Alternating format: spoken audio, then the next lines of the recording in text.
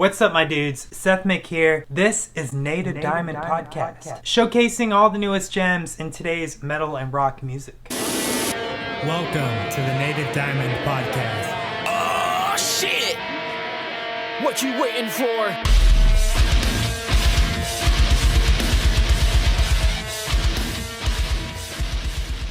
I hope you guys are all doing well. We're all stuck here in quarantine, so there's nothing really to do but listen to new metal music. Before I start today's show, I need to plug a couple of things. At Native_podcast, you can find me on all social media platforms. There we can talk about topics from the podcast, and you can answer questions from today's show. Please don't forget to like the video, hit subscribe, ring the bell. That way you're notified every time I drop a new episode of Native Diamond Podcast. So I have a great show lined up for you today. Let's get into it with today's review. The review.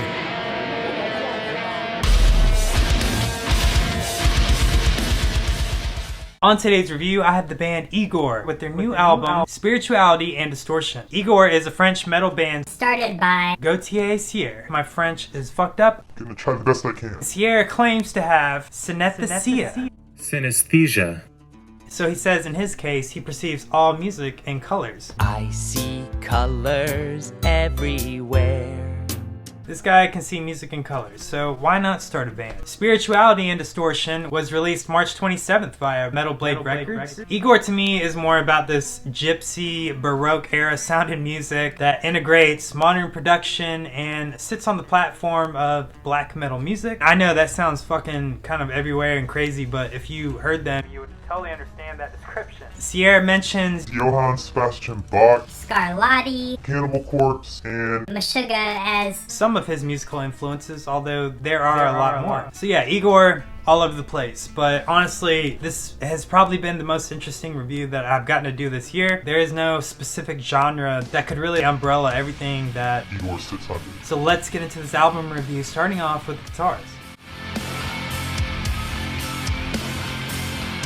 It wasn't so much about the guitars as it was the other instruments, but there were some great guitar moments throughout this album. I like the black metal tremolo picking in the song Paranoid Bulldozer Italiano And Polyphonic Rust. You'll find the guitar playing chugs when it's needed and delivering solid down-tuned chord structure, while also layering an extreme lead on top. I felt like the bass guitar actually outshined guitar throughout this album. Some examples of that are in the songs MUSETE Maximum, Bury Noise, and Camel Dance Floor. Igorrr to me is just more about the Baroque instruments, the gypsy strings, the gypsy violins. You can't forget those grand pianos and the electric pianos that they layer throughout the album. Let's get into the percussion. The drums were solid. Their knowledge of timings were relevant throughout the album. I enjoyed the layering of electronic drums and the overall modern production. The drums sounded very well polished. Sylvain Bouvier is a legend. His drumming is always on point. Now let's get into the vocals. You know, although it's based around the instrumentation in Spirituality and Distortion, the harmonious nature of the album will just give you chills when it catches you. You will not come for catchy hooks or choruses, but you will get solid soprano singing. It's mainly about the musical arrangement of the entire album. Let's get into the pros of the album. So, I'm just gonna go ahead and say the song MUSETE Maximum. I didn't know that I needed blast beats accompanied with an accordion, but apparently I did.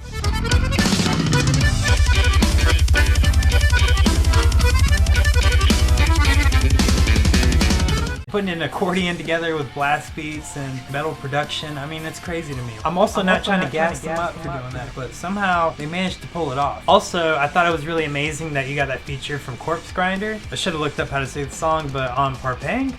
Certain.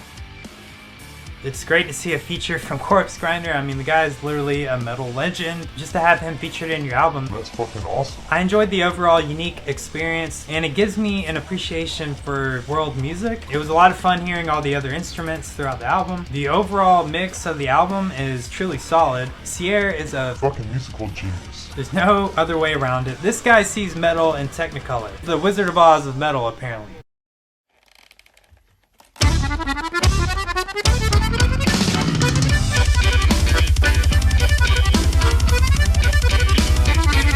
Let's get into the cons of this album. you don't have an appreciation for operatic music, I could say that could be a con for you. I don't really mind it, and truth be told, in a former life, I actually was a chorus singer. Almost made it to the big leagues. I was going to all-state chorus, and my friend's fucking cat pissed and chewed up all my musical arrangements, which I had to tell that lame-ass excuse to my teacher at the time. So anyway, thanks a lot for your fucking cat. I missed out on my choir opportunity. Maybe I could have been in Igorrr. If you're not into operatic singing, this is gonna be Skip City for you. If you got some kind of opera beef. Truly, the only con is there's no like catchy choruses, but you know, it's really not that type of album. So for the final judgment, let's get into The rating of this album. Real, recognize real. And Igorrr is your metal band's favorite metal band. Okay, this is musician music. They're not asking anyone if they can make this stuff. They're just doing it. They're doing it out of pure love for different, unique sounding music. They want to be distinct. They want to be the cool kid at the metal table who's different and wears a different shade of black than everyone else. It's not fun in your rat race life, living paycheck to paycheck for corporate gains. You can't be a nonconformist if you don't drink coffee. Spirituality and Distortion. I'm giving this album 5 out of 5 diamonds, putting it down in the books. We're getting a lot of good metal right now. Who's complaining? I'm not complaining. So that does it for today's review. You got Igorrr, you got Spirituality, and you got Distortion. At native_podcast, let me know, what did you think about this album? Let me know your thoughts and your favorite track. So that pretty much does it for today's review. Let's get into the news. The news.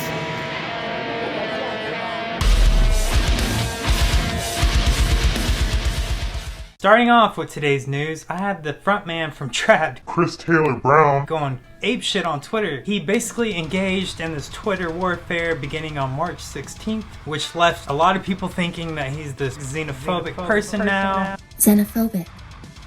So you know Trapt. You know Trapt from Headstrong. I'm not going to play their version of the song instead. I'm going to play Headstrong by Jasper R. And don't worry, he gave me permission, so everything is okay. The rant basically started when he started justifying Trump's actions on Twitter, specifically saying that he was the sole reason that the outbreak in the United States isn't as bad as other countries right now, because Trump shut down all travel with China. That kind of got the ball rolling. Then Chris Taylor starts instigating Twitter battles with people like Bishop Talbert Swan, basically saying that he's playing this victim mentality and he's made a whole career of it. As I was watching this happen, I'm like, man, this shit is getting deeper and deeper by the minute. By each statement, it's getting that much worse. And it was kind of like watching that Tiger King series. I'm Joe Exotic, and don't forget, I am now stepping my foot in the ring to run for president. You know it's bad, but at the same time, you can't stop watching Joe Exotic. Because you think it can't get any fucking worse. Fucking Carol Baskin. Carol Baskin,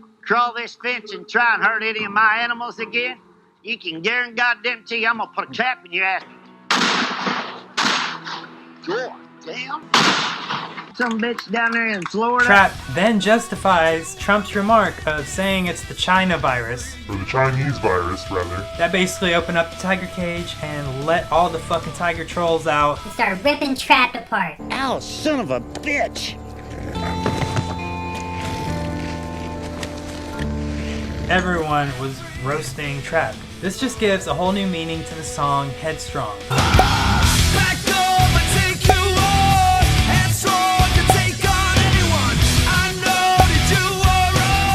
I don't recommend you getting too political on Twitter. You're gonna catch some kind of backlash. That's a hard pass from Native Diamond. We're just gonna label you Chris Taylor Brown. Thank you, Jasper R, for giving me permission to use your cover. I'd rather use your cover than support Trapt. I'll plug a link down below. That way you can kind of immerse yourself in the Twitter feud. It's pretty funny to watch. Also, Demonic Death Judge with their new album, The Trail, was released March 27th via Suicide Records. Demonic Death Judge is Finnish sludge metal / stoner metal. And goddamn, this is good. You have this beautiful acoustic intro in the beginning. That's honestly what caught my interest. If you're not catching me in the first like fucking 15 to 30 seconds of the song, You're not catching me. you gotta really hook me in. I made the mistake of trying to dig deep and try to figure out some bio on these guys. Every link I clicked, it was kind of of like a dark portal, and every click got me further and further away from the mainstay. And then eventually I ended up on their MySpace page, and I was like, holy shit, this band has a fucking MySpace. I haven't had a MySpace since I was in fucking high school, and I'm not even gonna tell you when I was in high school because I'm getting older, okay? You see these gray hairs? They didn't come overnight.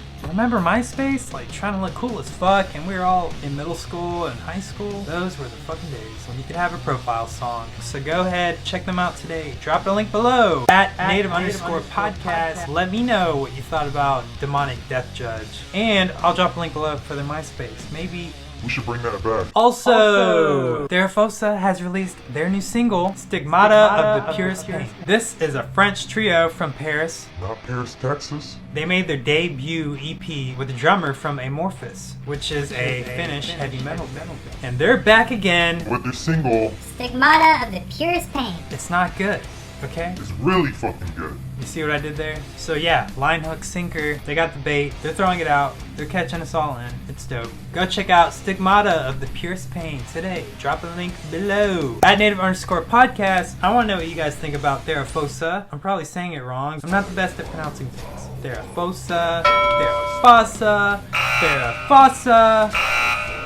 That pretty much does it for today's news. Now, my favorite part of the podcast. Let's get into today's top 5 countdown with The list. on today's list, you have your... Basic Becky Metalcore starter kit. No, I'm just kidding. This is probably the strongest top 5 that I've had. It's just the way the stars have aligned.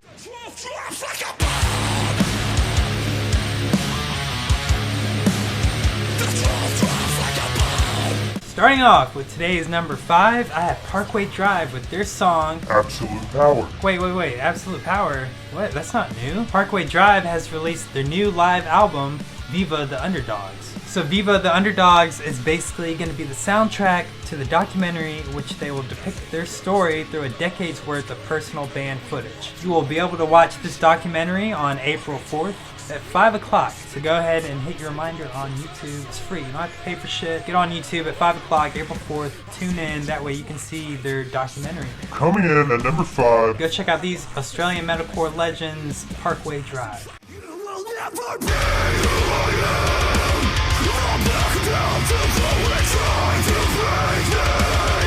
Coming in at number 4, I have If I Were You featuring Ryan Kirby from Fit for a King with their song Hate Me.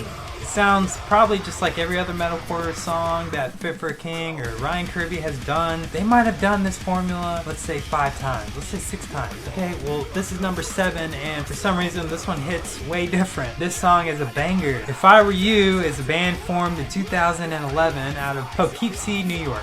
Poughkeepsie? What kind of fucking name is that? coming in at number 4, Hate Me from the band If I Were You featuring Ryan Kirby.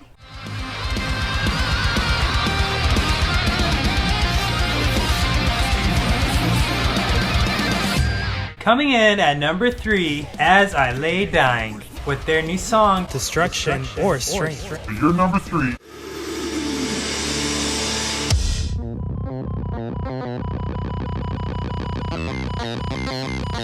Coming in at number 2, in light of today's review, Igorrr has definitely rubbed me the right way.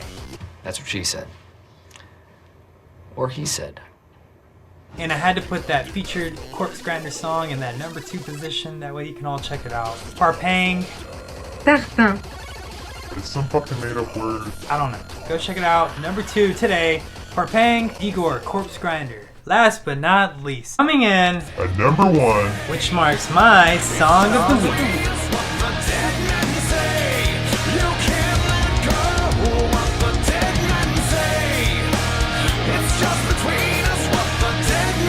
Trivium with their new single, What the Dead Men Say. You jump into it with this tremolo picking, straight into blast beats. Matt Hafey's clean singing is excellent. Excellent! The guitar parts are written so well. The rhythm guitar shines in this song. That breakdown bridge section, it was around 2 minutes 14 seconds. That was the best part of the song to me, honestly. Trivium is a super group. there's no doubt in anyone's mind. This album is about to be a fucking banger. I cannot tell you the amount of anticipation that is behind this album. 5, 4, 3. This is going to be the second album that they're doing with drummer Alex Bent. They picked him up around 2017, and I really think that Trivium is about to release one of their best. These last two singles have been so fucking good. I hope I'm not hyping this up for everyone just to get let down. I really think that Trivium is about to drop a fucking monster on you. I think this will be the most structured album as far as songwriting. So the album drops April 24th. Get that ready for your pre-release. And Trivium will also be on tour with the co-headliner between Lamb of God and Megadeth. I'll drop a link below for their official music video. at native_podcast. Do you think that this is going to be one of their best albums? That pretty much does it for today's Top 5 Countdown. You can check out my playlist on Spotify called Diamonds in the Rough. I'll plug a link for that. I made this playlist for you, that way you can check out all the newest and modern metal music. It's everything you need to know about metal in 2020. Last but not least, I have today's hidden gem.